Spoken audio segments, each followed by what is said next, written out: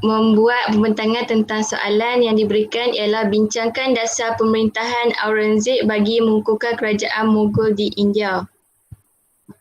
Okey, pendahuluan. Nama sebenar beliau ialah Muhyiddin Muhammad Aurangzeb. Beliau menaiki tahta setelah berjaya menyingkirkan bapanya Shah Jahan pada tahun 1658. Beliau merupakan pemerintahan Mughal yang paling kuat berpegang kepada agama Islam. Beliau telah menerima pendidikan agama yang secukupnya sehinggakan beliau menjadi pentadbir yang bijak. Oleh itu, berikut merupakan dasar pemerintahan Aurangzeb bagi mengukuhkan kerajaan Mughal di India. Okay, faktor pertamanya dasar pemerintahan Aurangzeb ialah melaksanakan dasar perluasan wilayah yang luas. Secara amnya, beliau telah melaksanakan dasar perluasannya yang paling luas, ianya meliputi 14 wilayah di utara India, 6 wilayah di Deccan dan 1 wilayah di Kabul.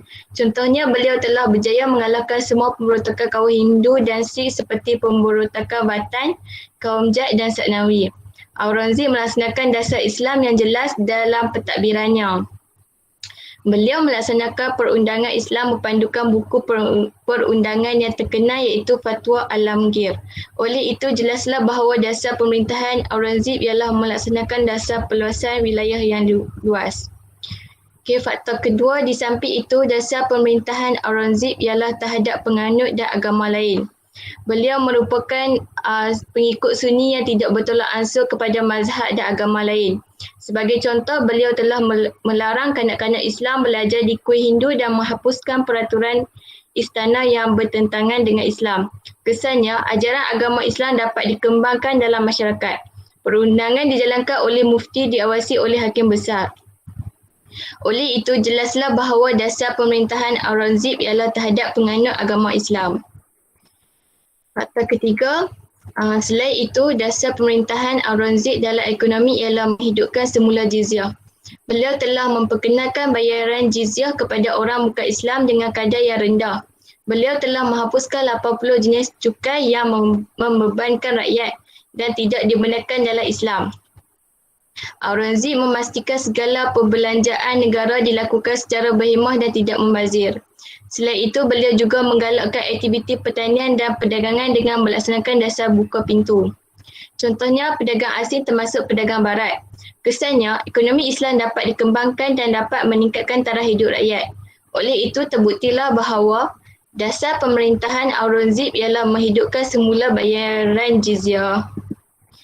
Faktor keempat, selain itu, dasar pemerintahan Aurangzeb bagi mengukuhkan kerajaan Mughal ialah mengamalkan dasar yang keras ke atas orang Hindu dan Sikh. Beliau tidak berkompromi dengan masyarakat bukan Islam.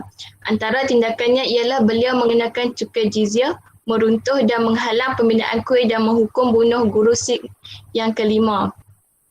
Contohnya, orang Hindu Rajput dari kaum Jat, Satnawi dan Maharata telah melancarkan pemberontakan. Kesannya, keadaan ini telah membangkitkan kemarahan dalam penentangan di kalangan orang bukan Islam dan juga dalam kalangan penganut Syiah. Oleh itu, jelaslah bahawa mengamalkan dasar yang keras ke atas orang Hindu dan Sikh merupakan dasar pemerintahan Aurangzeb.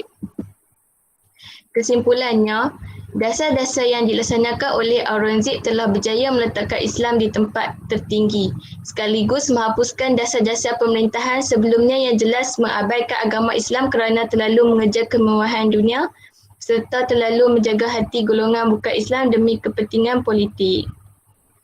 Sekian, terima kasih.